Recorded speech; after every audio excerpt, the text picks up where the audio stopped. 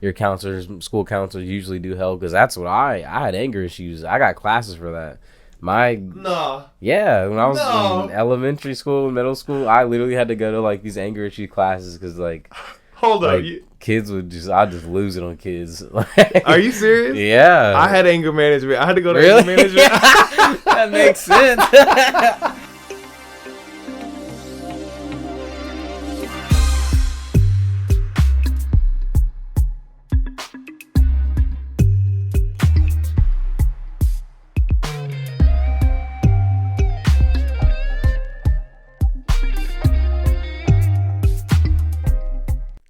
Welcome to the Entertained Podcast. I am Anthony Thomas. You can find me on Instagram at AnthonyThomas33 or on my website, anthonyjthomas.com.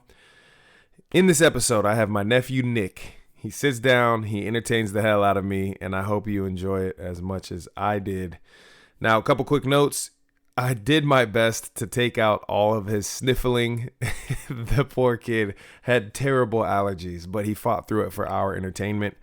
So please pardon the sniffling and give him some love with the allergy battle. 'Tis the season. Secondly, he did want to make sure that we corrected him. He says Kento Miura when he actually meant Kentaro Miura, the late manga artist whose genre dark fantasy and his work in Berserk, which Nik mentions in the tail end of the episode, and obviously a very serious fan of. We wanted to make sure that we corrected that and gave proper love to the artist who's responsible for more than 50 million copies in circulation of that manga series, one of the top selling of all time. So without further ado, here is myself and my allergy-ridden nephew, Nik. Do you want to give yourself an intro, or do you want me to give you an intro? I think I can do mine. Yeah? Yeah. All right, let's hit it. Go ahead. Hit us with an intro. Who is the guest today for the Entertain Podcast? Who do we got? You're talking to the one and only, the truest, the realest, Nicholas Conley. Oh! Oh! The crowd goes wild. My nephew, Nik. Thank you. Yes, sir. All right, so you, sir, are Generation Z. You are Gen Z. You've graduated high school. You are now trying to figure out this transition after high school. Yeah. And there's some challenges for your generation that are different from other generations, from my generation, which is Generation Y, or a millennial. So Gen Z, as Siri tells me, 1997, born 1997 to 2012. And then Gen Y, or millennials, is 1981 to 2000. So there's a 3-year overlap where you could be in one or both right there, which is interesting. But let's talk about some of the challenges for your generation, some of the challenges that you feel, and it seems like your whole group of humans is dealing with. And I'm curious to hear your perspective, especially because you've lived pretty much coast to coast. Yeah. You lived, North Carolina, Tennessee, Washington State, Hawaii. Yeah, that's it. Yeah. So far. And many more to come, I'm sure. Very. Okay, so let's talk about first what you think are some of the biggest challenges that you feel are going on, whether it's specific to your generation or not. What are some of the biggest challenges that you're feeling, like you feel the weight of this, you know? Yeah. As probably, I guess everyone in my generation is school. You know, everyone has that weight of, everyone wants to succeed, everyone wants to get that piece of paper. Mm-hmm. And also like a financial standpoint, because not everyone's, financial tree is lined up like that. So True. You know, still to this generation, some of us are not equipped like that. So you still have to deal with those financial problems still. I guess I don't know if that's a ever change generation thing. That'll ever. I feel like that. For some. Well, I feel like it's something that's big for your generation. Like my generation started to feel it, right? Mm-hmm. Started to feel the heavy impact, because I mean, you think of like grandpa, like my dad, right? Like his generation and the cost of schooling and all that. whole different ball game. Yeah. Whole different ball game, right? And so it's like it's almost like a trap, right? The college degree, your advanced degrees, anything like this. Right. But also, not only is it way more expensive, but in any other type of debt that you take on, and Faith and I talked about this on our episode on the podcast a little bit. We talked about student loans and how crazy it is, right? You're taking on how many tens, hundreds of thousands of dollars before you even know how to manage $5,000. Yeah. Right? That's very true. So, Grandpa's era versus mine versus yours, even though you and I, we're only, a decade or so apart. 12 years. And some change, yeah. Yeah. So, the cost of schooling from even when I was in school to where you're at now, whole different ballgame, right? Yeah. And student loans are the only type of debt that you cannot file bankruptcy for. The only kind. So no matter what you do, you can't say, "Oh man, I'm really struggling. I can't make this. I can't make the payment. My business failed or whatever it is, hardship." You can't do that with student loans. They are forever. You pay it off or you pay it off. Those are your options. So you have the pressures of getting the degree, you have the cost of the degree and the pressures of that, and then you've got the question of how do you even make the money to do so. Yeah.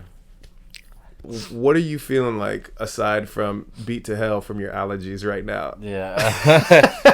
Other than that, just trying my best to not rush it, because I think that's one of my issues. I'm I want to get this done. I want to make sure I want to be on top of everything and try to not really take in things for what they are, because I'm so worried about trying to get like a degree or try to find the funding just to go to school. I mean, like, I know there's so many options, but it also comes down to like you said, the possibility of those options and like what's gonna work, what's not gonna work. Is it worth putting your time into this, or is it worth putting your time into something else? It is a little bit of a weird deciding factor, but I mean, I'm sure I'll figure it out. But it's still a process. Yeah, that's the only thing, is just trying to get there. Yeah. So you're considering joining the military. Yeah. And our family is a military family, right? Our uncles, many of your uncles, my uncles. Both sides there. Yeah, exactly. So you're considering that, which would be a several-year contract. Mm-hmm. And then on the other hand, you have go to school, stay civilian, which if you take on student loans to pay for school, that's also a several-year contract, right? I mean, I'm out of school, 8 years out of college, and 8 years out, and just this year paid off the last bit of student loan. And I didn't even have that much, to be honest. How much did you have? I think it was $36,000 when all was said and done. You know how much that's like that's like a year. That's like tuition. Exactly. That's like every year you got to pay that. Oh my goodness. So here's the funny thing. So this is UC Berkeley. Yeah. 2 years at Cal, right? Yeah. But I went the community college route first. Right, yeah. So did that, went through there debt free, right? Mm-hmm. Tuition, everything there is so much lower, and I actually had some of the best times of my life there before getting into Cal. Some of the best friends that I've ever made, even my closest friends today, I met when I was in community college. Yeah. I left there debt free. Everything was cool going into Cal, and then all of a sudden they're trying to charge some $30,000 per semester because they were trying to charge me out of state when I had been in state for all this time. Tuition. Yeah. Oh man. So realistically, for me to get out of there, $30-something thousand in student loans, that's not much at all. Yeah. That said, that's still, 8 years, paying that off. That took some time. That took some time. There's a lot you can do in 8 years if you're debt free. Yeah. Right. A lot of money saved. And just the amount of money that was put towards those, if that were just invested, and the compounding in 8 years. I mean, 8 years, 9 years at an 8% return, which is the average of the S&P 500, right? Yeah. Your money doubles. Yeah. That's So right. in 9 years, Yeah. in 9 years, that 30 grand, that 35 grand, it's now, oh, okay, we got 65, 70 grand. Chilling, sitting Just in the chilling, bank. Yeah. you know? So there's some questions. That's some heavy questioning when you're, about to give your life, whether to the military or to student loans. I mean, I see it more as like a stepping stone, You never know. I might end up, that might be something I end up liking, or you never know, but it's only a certain amount of time, 4 years. Yeah, and loads of benefits, right? Loads of benefits, and if I could just hunker down and just get it done within those 4 years, then it's up to me. Do I want, I want to stay in? Do I want to re-sign with them, or go do something with the degree I just spent all this time getting, or that they funded, find some other way, make some money some other way, invest my time somewhere else. It's just, there's a lot of ways to go about it, especially nowadays. For sure. Are you able to operate your own business outside of your military activity while you're active? I'm not sure. I'm not either. I don't see why that would be a problem. Like, if maybe I bought a house, rented it out or something off a VA loan or something like that. Yeah. I don't see why that would be an issue. Or even if you had your own product or service or something that you were dishing out as a business while you're in. I'm wondering, because there's also the fear of coercion. Yeah. Right? If your business could be held hostage, more or less, and things like this, that I could see that being an issue. Yeah, I could see that being an issue. But so either way, there's a big commitment, especially if you're doing student loans through college and whatnot. Right. So that's one of the big pressures you're feeling.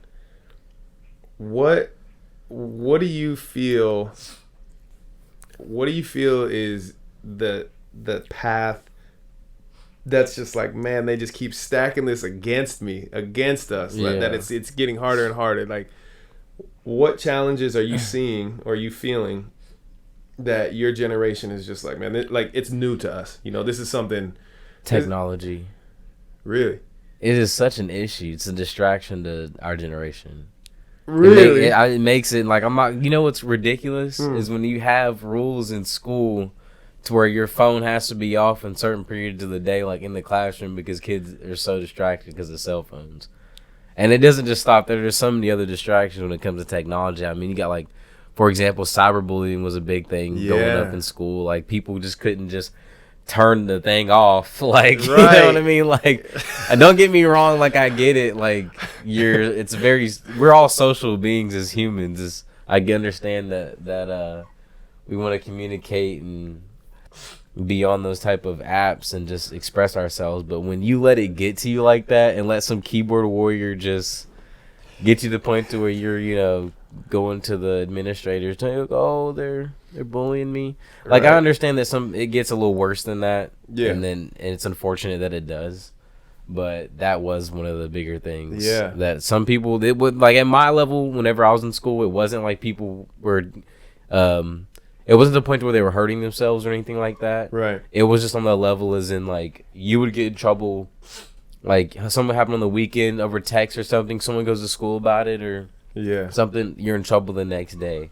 Type deal, everybody knows about it. Got it. But I do know that cyberbullying was an issue because some people take it to the extent of their lives, because they would take that personally. Mm-hmm. But that's a big issue, and I think that funding is also like a generation I think it's probably, I'm not sure how it is for your generation, for your growing up or anyone else's, but I know that it's just weird that teachers they're underpaid, and I think that schools are underpaid too. Like, we're using books that they were using in 1950s, and like damn, are you serious? And probably not that long, but some old books.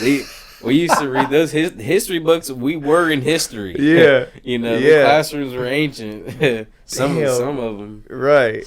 So, on the cyberbullying, though, I definitely, that's something very visible, right? Yeah. There's something to say, first of all, with cyberbullying. There's definitely levels to it, right? So, it's one thing to just be making fun of somebody online.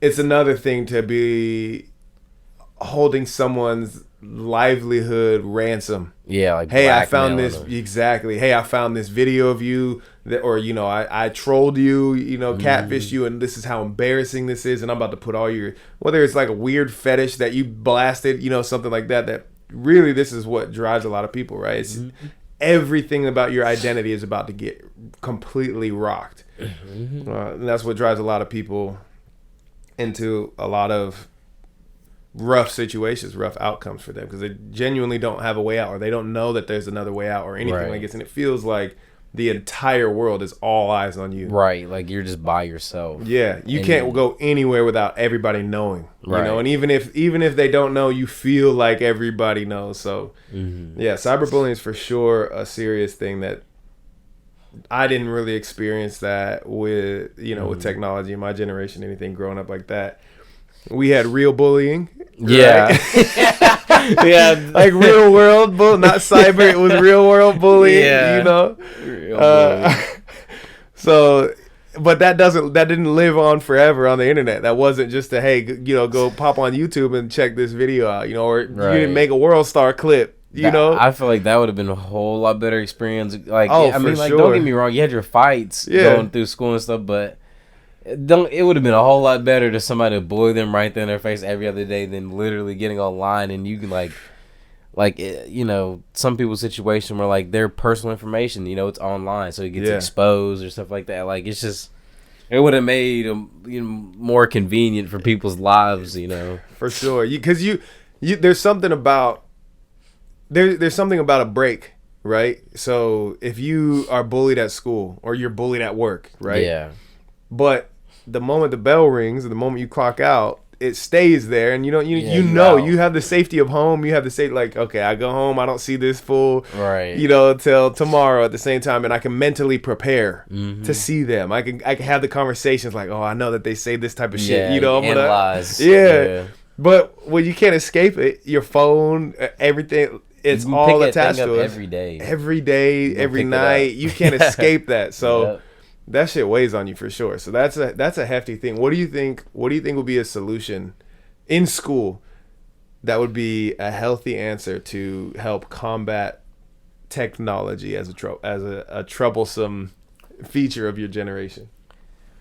Well, it seems like with most things, you're never going to be able to shelter them from it. You're never going to be able to not keep them away from it. It's probably just have a class or something that's an awareness, or letting people know if you need someone to talk to, there are outlets, even if you don't want to talk to an administrator at school, like your family, or classes teaching you, hey, if it's getting too much on there, get off the social media, put it down, just find an alternative. Because maybe it's just awareness where people, maybe just feel like there's no other outlet, or where they just feel like, oh, I can't go anywhere. So it's just too, I'm in too deep, it's weighing too heavy on me. But I think that's about all you can do, because you can't stop them from being on the phones. They're always going to have it. And just like other things like sex ed, awareness, you still tell them, it's not like they're going to listen. That's on them. Yeah, that's true. That's true. Just like with the phones, same thing. It's on them. They won't listen. But you just give them the information. That's just like school. The whole thing is giving you the tools, the information. You want it, it's there. You don't want it, oh well. That's on you. Yeah, and you deal with those consequences. Yeah. Whatever life brings at you from what you choose, that's what you got to deal with. All right. So you made me just think of something here as you were talking. As a resource, right? One of the things, especially with cyberbullying, especially with all this in school, it feels like a lot of times it feels like your school itself is the entire world. Yeah. There's not anything else out there, right? Everything, it's almost like object permanence of everything that has to do with school, and there's just complete impermanence with anything outside of it. Yeah. So it made me think of how anonymity is a really important piece to opening up for a lot of people, right? This is where, like, keyboard warriors, right? Like, as soon as you can get anonymous online, here's how I'm really feeling, right? So you made me think of if schools had almost like a reciprocal program where there was, instead of, hey, contact your school counselor, your counselor for cyberbullying or anything like that could actually be a completely different school's counselor. Right. So they you don't wouldn't know. They don't know you. You don't know them. And you should, Yeah. almost anonymously, you can call up, say, hey, this is what's going on, that sort of thing. And Yeah. Because, like, I know that there's those programs out there, but it might also be a thing, like, like, where how some people are, and even myself, we don't like to talk about our problems. For sure. Like, you like to keep that type of stuff in. For You sure. don't really want to let people know. So I see why that people wouldn't use those programs, because I know that there's some in place, like those hotlines, or like there's even your counselors, school counselors usually do help, because that's what I had anger issues. I got classes for that. When I was in elementary school, middle school, I literally had to go to like these anger issue classes, because like hold up, kids I just lose it on kids. Are you serious? Yeah, I had anger management. I had to go to really? anger management. That makes sense. Yeah, this must be Grandpa's blood, man. Must be something. That makes sense. I swear, yeah, I had an anger management class in middle school, and then I got kicked out of it. Oh my goodness, you got kicked out of anger for what? Being too angry? Yeah, they're like, he's exceeded our anger limits. We can't deal with this. That's crazy. I never knew that. Yeah. Damn. It sucked. What, anger management class or being angry all the time? I was with the kids I get in a fight with in the class. So it made it worse. It's not like they were bad kids. That's exactly how it was for me. I got put in there. Keep a long story short. Middle school, I was in art class getting sprayed with water bottles repeatedly. I warned the kid multiple times. He didn't stop. I warned him again, literally verbally, like, yo, you don't stop, I'm going to knock you out. Yeah. He came back, sprayed me again. I hopped out of my chair and clocked him, dropped him right there, and then walked over his body into the principal's office. I walked myself down. All right. I was like, hey, listen. They're like, hey, Anthony, what are you doing here? I was like, you'll see in a second. He said that phone was about to start ringing. Yeah. Go ahead. It did, too. It did. So that's what sent me to anger management. It's like, the whole time I'm like, I'm not angry. Yeah. The dude was literally spraying me repeatedly. I warned him verbally, all this stuff. So all the stuff they're teaching at anger management, count to 10, give yourself, breathe, all these things. I'm like, I do all of this. What do you do when they don't stop berating you? Yeah, there's nothing. What do you do? Like, you're an animal that's cornered in a cage. Like, if they keep getting poked, what are you going to do? Turn the other cheek. So they can poke that cheek too? Yeah. They poke that cheek too? Yeah. Yeah, it's true. There is only a certain limit before it's just nothing you can do. Yeah, there is. So, speaking of limits, we were talking earlier about the effects of limiting inclusiveness, and people being welcomed in certain spaces, but it completely gone about in the wrong ways. Right. Yeah. So we were talking earlier as it related to comic books and characters and everything like this. Like you were talking about Black Superman. Yeah. Share a little bit with the folks what you're talking about, how there's the one story of Clark Kent Superman. Right. White Superman. Right. But there's also Black Superman who has his own story. Yeah.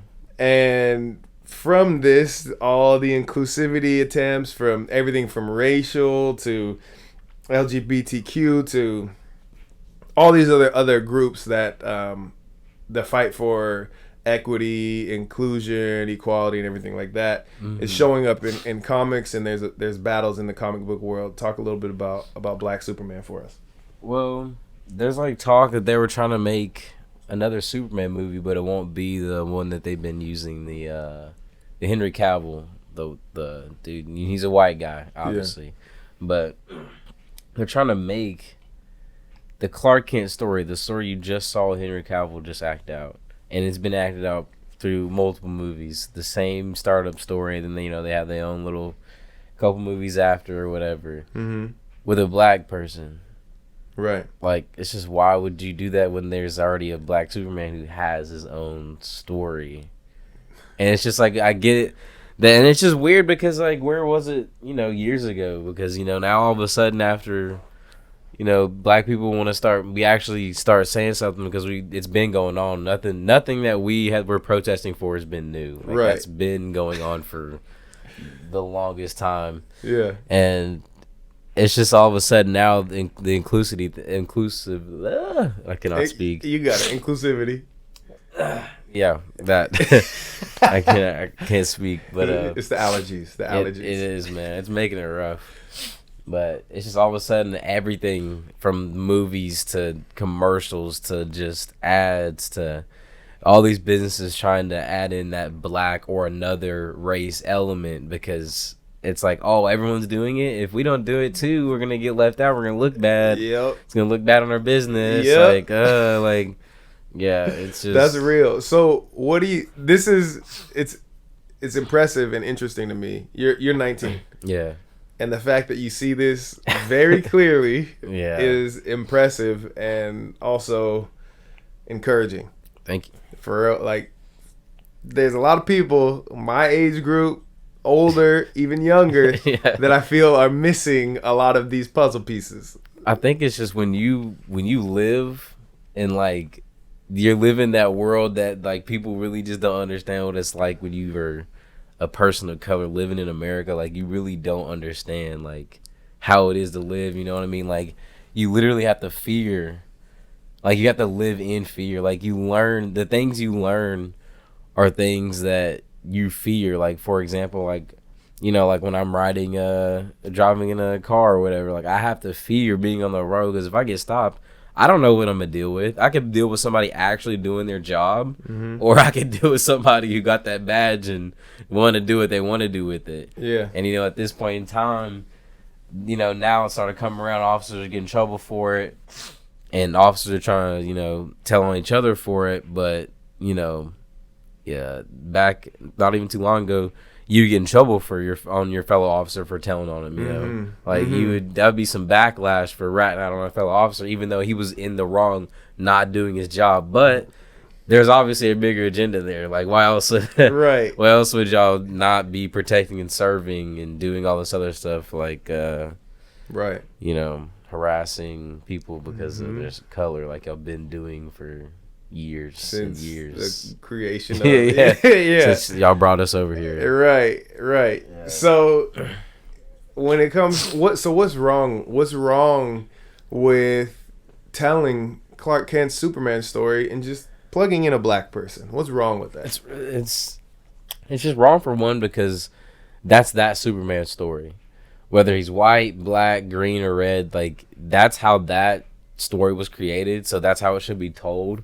If it wants to be changed, then it should be its own character, its own creation, which it's already been done, which it is. Right. They have a black Superman, his own story, just like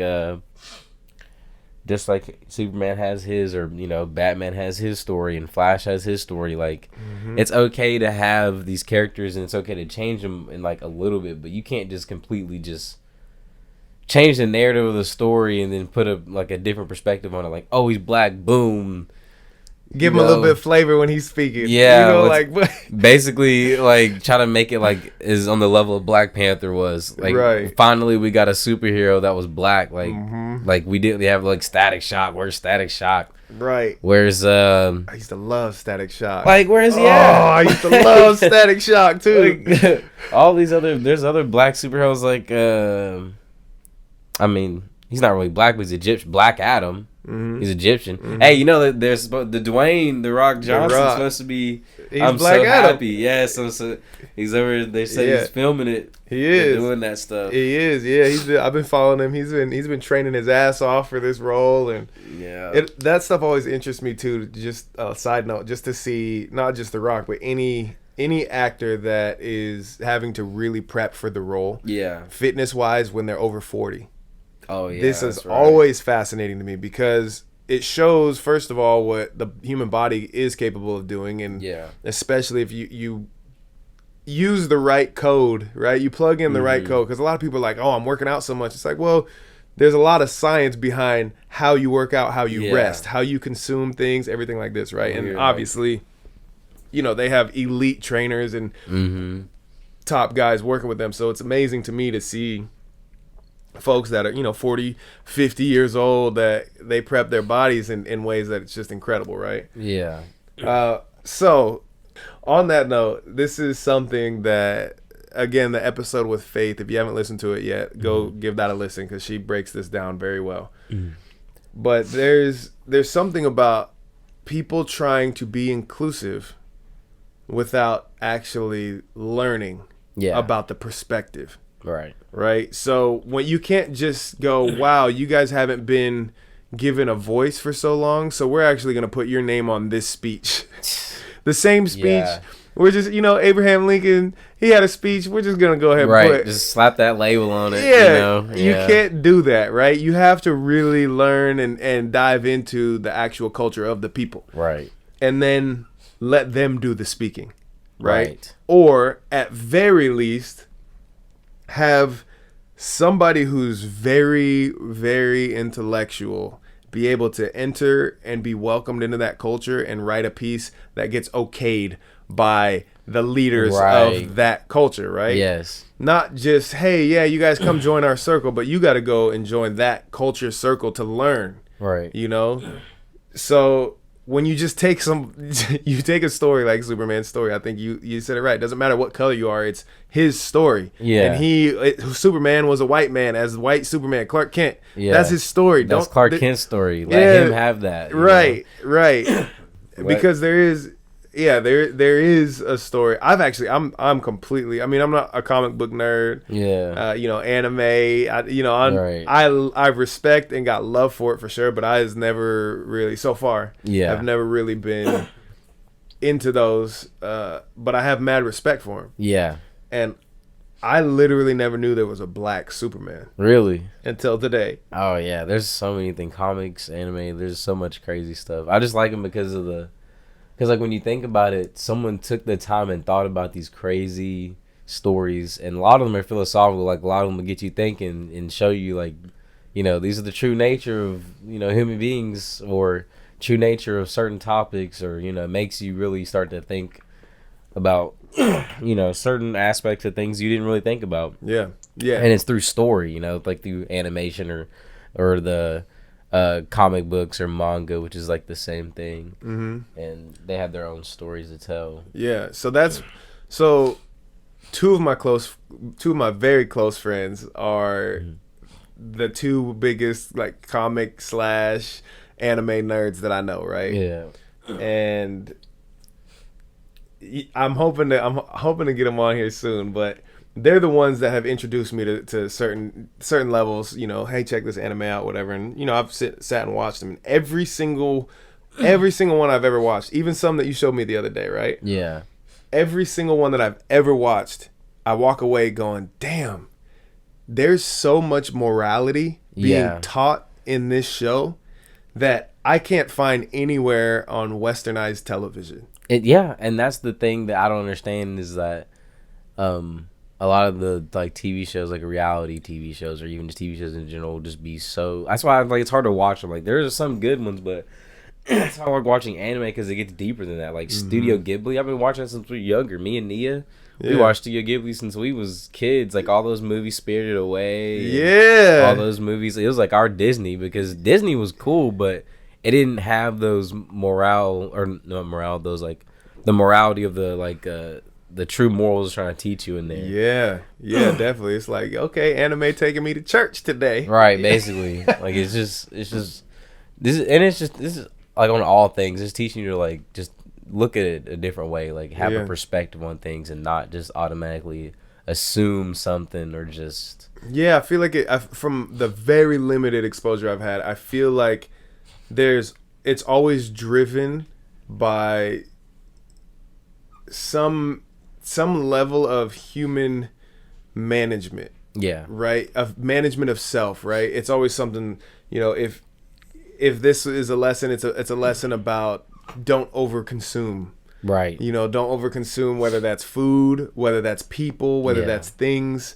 You have to be okay with just enough, and just enough is plenty. Right. That sort of, there's always something that just hits like that. So I know so many people hate on anime. And it's weird though. I don't know. I think it's because they've never really looked into it. That's what I feel like it is, because it is I mean, you obviously you have your stereotypical anime groups, which you don't fit in.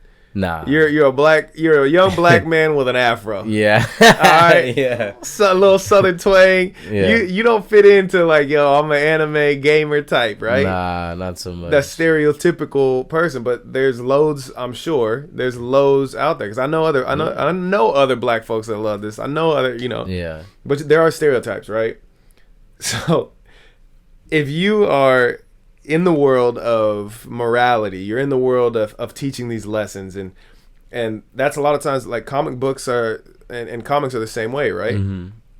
To do something like swap out Superman for a black man or anything else, any other role that you're trying to be inclusive of. Yeah. Do you feel like that takes away from the actual culture behind the movement of anime, of well, not necessarily a movement, but the morality, the drive of anime, like the root of it, Right? in comics? Or do you feel like this is just, this is kind of the next step that the world needs to take? And I think honestly, it might be a white people thing. Yeah. Because, like, through history, you see how it's... Or not white people, excuse me. A European thing or Caucasian thing, whatever. Okay. Like, it's... you see it in history. It's just never a... Let me try to understand. It's more of a... I don't understand. I'm scared. Let me conquer it. Or it's... Oh, let me... They seem gullible, or they seem... They don't really know much. Let me conquer it or something. Just like, some people with anime. It's just ignorant, Yeah. So you mean like... colonizers, but Black Panther. What is that Hollywood industry though? Like, it's ran by a bunch of white people with money, and then when they do things like just like this, it's of course they're not gonna care about the actual act of let me including the black people, when has Hollywood cared about black people? Oh, I would say, When is Hollywood, actually considerately black-faced movies? When is Hollywood cared about black people? When black folks are making them all kinds of money. I.e. Dave Chappelle. Yes. That's when. When black people make the money, that's the only time they care. Yeah. When they're making some movie off of some traumatic story, Boys in the Hood. Yeah. Making some money off black people's trauma or something. Right. That's the only time they seem to care. But then I think that's a part of this cultural appropriation thing. There's none. There is no, let me try to understand it. Yeah. Understand the movement. The problems they're dealing with. Yeah, it is a problem. Like, it's not new. And the fact they're just now doing stuff, they're just now making movies about it, blah, blah, blah. It's a sham. It's fake. What would you like to see Hollywood do, or the anime world, or Hollywood do with the anime world and comic world? What would you like to see them do that would show some sincerity in being inclusive? I don't know. I think anime's fine, like how it is. Other than just that, they need a little bit faster on some of the stuff that they release over there on coming over here. But I get it takes time to translate and stuff like that. I just want more content. Right, I just more content. Yeah, right. Okay, but what about Tyler Perry? Tyler Perry. No, actually, I was just because I was thinking of Tyler Perry. I was like, man, I wonder if Tyler Perry's into anime, because he's got built and bought his own studio. Yeah, I think in Atlanta, just outside Atlanta, I believe. Mm-hmm. Tyler the Creator. What about Tyler the Creator when he's talking about name 5 black comic book characters or 5 black superheroes? 5 black superheroes. When have you seen this clip? Nah. Oh man, I think it's I don't know if it's at Comic-Con. It's somewhere where he's kind of on a panel. Yeah. And people are like, "What's wrong? Why do you want black superhero or black character or anything like that? Like, why should this person be black?" Yeah. And he's like, "What do we have? The reason he's black is how many do we have? Name 5. I'll wait." Yeah. And he calls him out, and the whole crowd is kind of laughing because he's a comical person in the way he delivers shit. It seems funny, but he's right. That's exactly he's it. Serious. Yeah. So, what would you like to see that can be more inclusive of all type of groups? Well, for number one, from Tyler the Creator, I'd love to see an Og Tape Loiter Squad. Like, they come back with a TV show or something, like the Loiter Squad, bring it back, and the mix of the Og Tape with ASAP Ferg and ASAP Rocky and all them. Like, you seen those Og tapes? You never seen them? Nah. Og tapes are cool. Clips. Yeah, they're cool to watch. But them, I love to see that. But from the movies and stuff like that, and all this other inclusivity and stuff, I would just rather than just leave it alone. If there's material out there, then use it. But if it, if just go and look it up in the comics. Like, I think that's what also the issue is, that a lot of these movies are being made and they're not even anywhere near accurate. Or if it's gonna be something different, it's got to be good. Yeah. Like Justice League, it was trash. Yeah. But that Zack Snyder cut, that was pretty good. But a lot of people gonna have an opinion about that. But to me, the Zack Snyder one was way better. But the Justice League, like, it was a trash. But how do you mess up the Justice League? Right. You have all these superheroes. Like, how do you? It's no wonder that you ain't got no Static Shock. It's they don't know what they're doing anyway. So, if what it feels like so far, and from what you've explained to me and everything, what it feels like is Hollywood, who's trying to take these stories and jump on the train of equity, inclusion, diversity. It feels like they're taking these scripts that were written for and by white folks and just crossing out white man and putting in black man as this or whatever. So it doesn't really change. It doesn't capture the culture or anything like this accurately. So new comics, new comic books, new comic characters, new writers writing, these things and the characters and everything like that. Do you feel like that would be a good solution instead of trying to? I mean, obviously there's, the older comics and everything like that could be worked over, but and even some that don't need to be worked over, they just need to be represented or created. Yeah, I think it just needs to be more of a I don't know, just like leave it alone. Like, just stop trying too hard. It's all for money, Like, they're only doing that type of stuff. They're only trying to show that they care for money. That's the big wave, the big market move right now. Right. So I just think it's just quit it. And if you're gonna do it, go about it the right way. Actually take the time to understand what you're doing and not just doing it because there's a dollar sign on it. Yeah. I think that's probably the biggest issue. But I mean, that's with everything in this world. There's a dollar sign on it. People's minds just do. Oh, no longer logic doesn't work anymore. I will kill this man for that dollar bill. I will do anything for that dollar bill. Like, that's a robotic override. It's like a AA battery, like, not getting knocked out of the back is going into alternate power mode. Take it out. Like, they just go attack nuts. mode. I don't attack mode. That's what people do. Like, they see a way to get money out of you or screw you over. A lot of people do it. I don't know why. Like, what is wrong with you? Maybe because they don't watch enough anime that teaches them the morals to not use and abuse. Or they're just terrible people. Because I don't even think you need animated. Some of the stuff people do is just insane. But maybe they need something. Maybe the reason you feel that way is because you successfully completed anger management. I barely successfully completed anger management. Anger management was tough, especially when you're in the class with the people who cause that make you angry. Yeah, that make you angry. Yeah. What was one of the hardest parts for you that you remember in anger management? Hardest parts. It's probably showing up.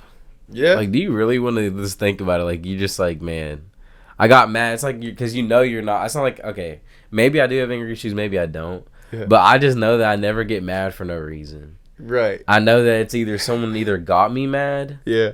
Or like, because I would never provoke that because I don't like being mad and I don't like to see people mad. Yeah. So I know that in situations where I am mad, somebody provoked that. Right. That somebody caused that. Like, obviously in this situation, someone's treating me how I wouldn't treat them. Right. So this is the only reason why I'm being mad. Yeah. So there's a lot of times where that happens. Yeah. And it's just like anger management is just like, why? You know what I mean? Like, why do I need to manage it when he can't even manage being ignorant? You know what I mean? Like, you might just need to manage these hands. Like, that's the thing he's gonna manage. That's what step we're on right now. That's my anger management. It's my anger management step, and this is the step you about to walk on. Right, you about to be my step.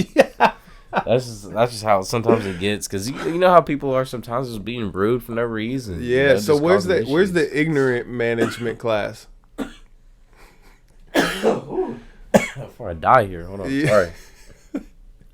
There's anger management class. Where's the ignorant management class? I don't know. Ignorance is bliss, I guess. They Yeah, don't know. to They don't some even until they know. catch these hands. Yeah, until they catch the then they'll realize, and they're gonna be bliss no more. You'll be blistered up. Yeah.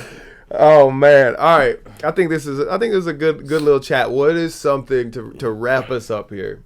To wrap us up here. What is something you want to do to wrap us up, or share that you're like, this is something the world should hear. It's been on my chest, or I think the world, and just recently, and it's very unfortunate that and it's really good series, and and even though I know you're not a big anime fan, but if you ever get the chance, you need, like, it is top. It's really dark, I'll tell you that. Like, it's one of those things, it's a perspective thing. Like, it's gonna have to throw you in that different perspective. Like, this is the world it's in, and this is what's going on, and this is what, you kind of roll with it, It's called Berserk. And it's unfortunate because the creator of it, Kento Miura, he died May 6th, literally like last week. No. And it's not done. It's been being made since like 1985, somewhere around there, 19 something.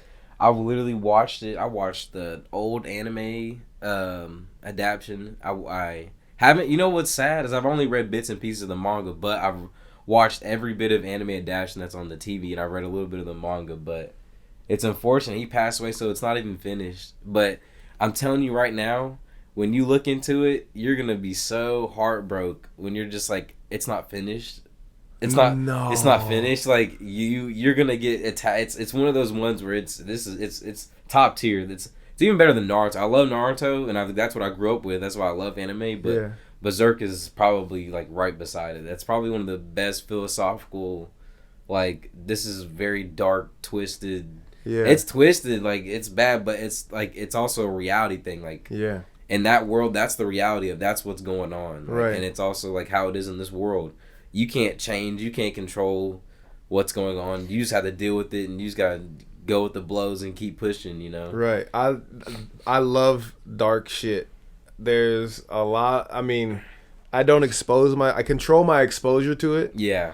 But I love it, and this is something that there's some folks out there that like reading Nietzsche. There's some dark shit reading Nietzsche that yeah. Because I like sociology and some philosophy and everything like this.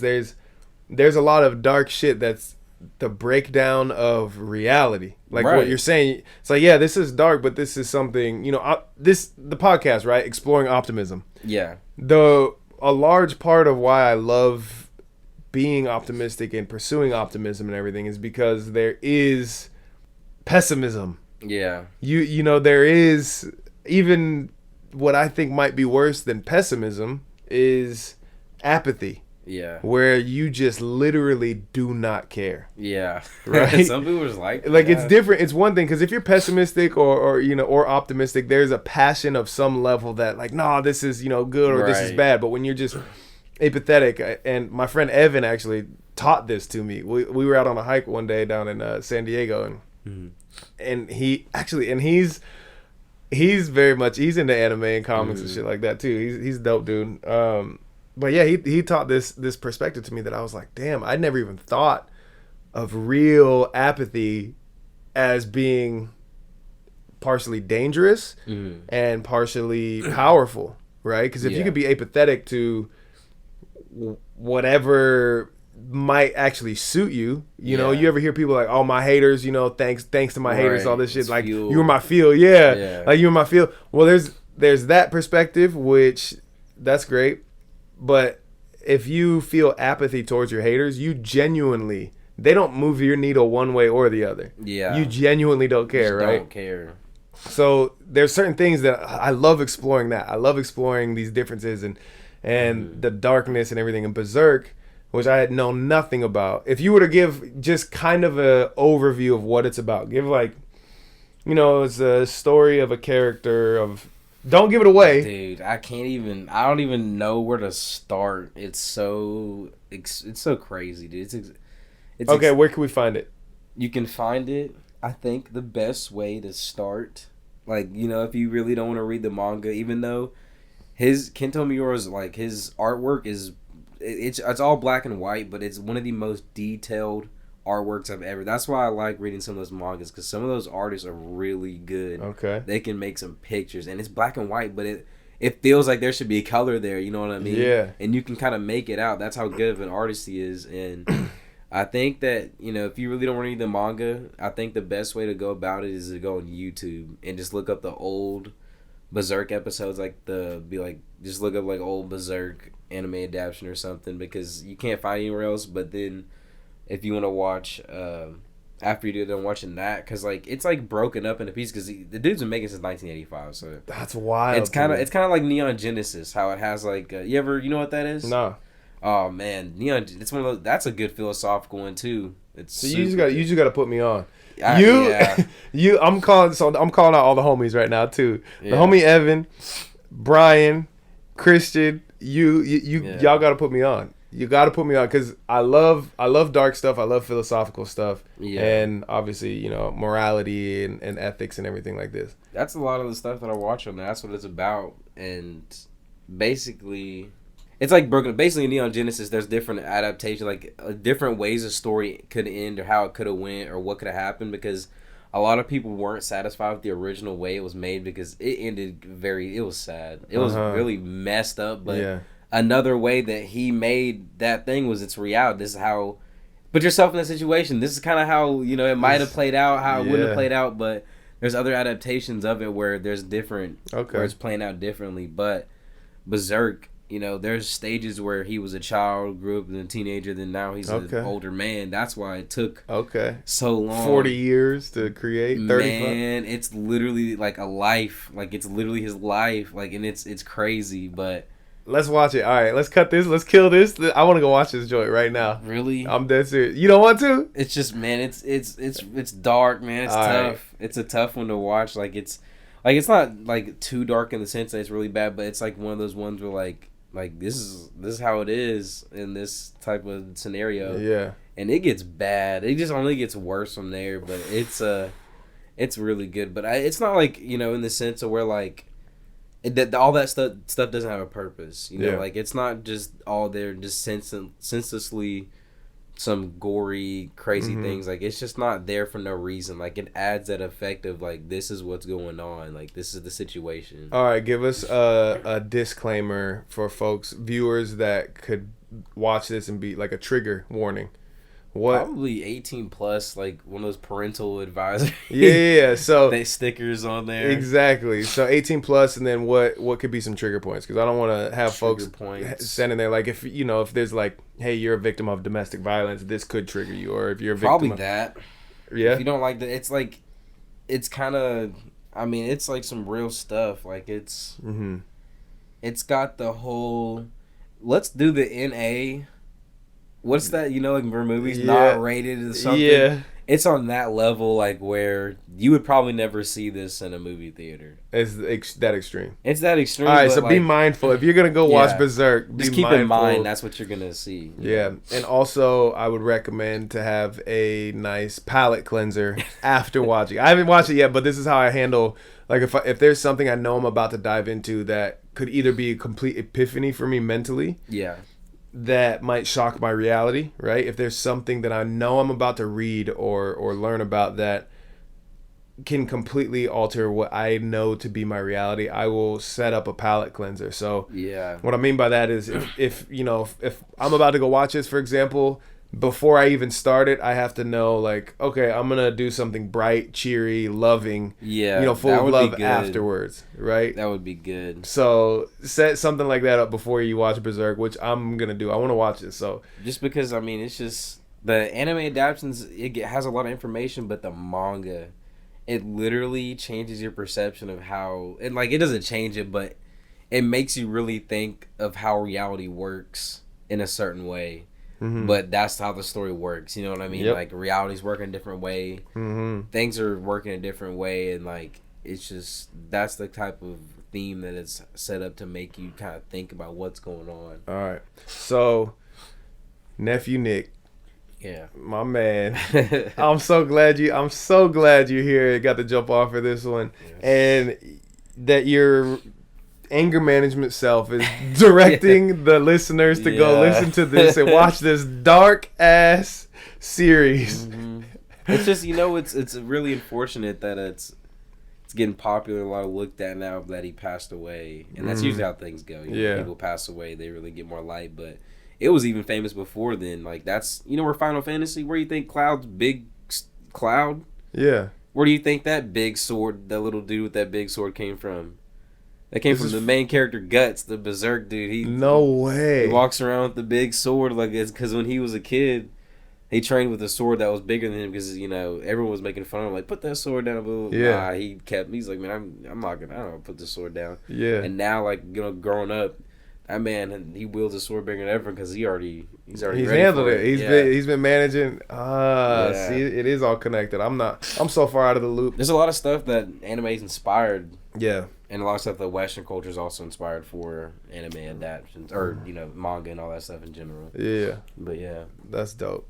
Yeah. All right, man. Thank you for having me on here. Oh yeah, yeah, no doubt. So, as usual, count your at least 3 appreciations for your day.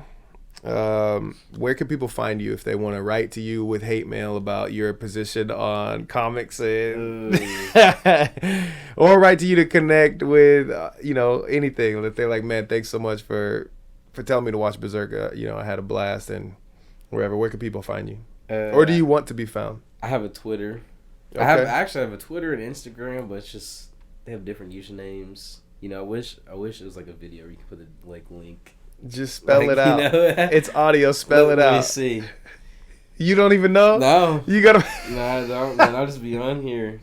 All right, go ahead. Let's see. My Twitter handle is at KingXSosaGuap at KING lowercase capital X Sosa SOSA Guap GUAP. Okay. And that's the Twitter handle. Okay. That's how you know that was a long time ago. So that's a very classy handle right there. Professional. Very professional. Very professional. It's Twitter, man. Yeah. Then Instagram, it's Nik NIK _ CONNELLY 43. Nice. See all my cool videos on there. All the cool videos. Yeah. I love it. Hey, that's it for now. I feel like you schooled me. You're younger than me, and I learned some things from you today, which is a beautiful thing. Yeah. So yeah, I'm hyped to go explore a little bit and think a little bit more on a lot of the stuff that we covered. Yeah. But for starters, I'm definitely gonna watch Berserk because you've got me intrigued. Yeah, it's something else. It's just like I never knew like this was in someone's head. You know what I mean? Dang, it's like that. I never knew like this is what someone was thinking the whole time, and what like this is like, like that philosophy. Like it shows you kind of like philosophy on like a lot of things, like humans in general, yourself, like, and that's also like, and I'll just say that without spoiling it. That's also a big part about Berserk is like yourself. You know what I mean? Like think about yourself and think about your actions and think about like don't always like be down on yourself. Think about the positive things you do for yourself, because always getting down on yourself, that's gonna get you nowhere. You're always gonna have a very negative, I'm gonna get nowhere attitude. Yep. So if you try your best to have that, we're gonna get somewhere. Through anything, no matter what kind of attitude. You really do get somewhere. And yes, there's a lot of philosophies in Berserk that kind of show you that, and on top of a lot of things, like just opens your mind a lot. That's all I know. It did me when I watched it. Like I just randomly found it. I was like, "What is this? This is crazy." Oh man, I love it. All right, well that's it for now. Much love. Yes. Till next time. Peace.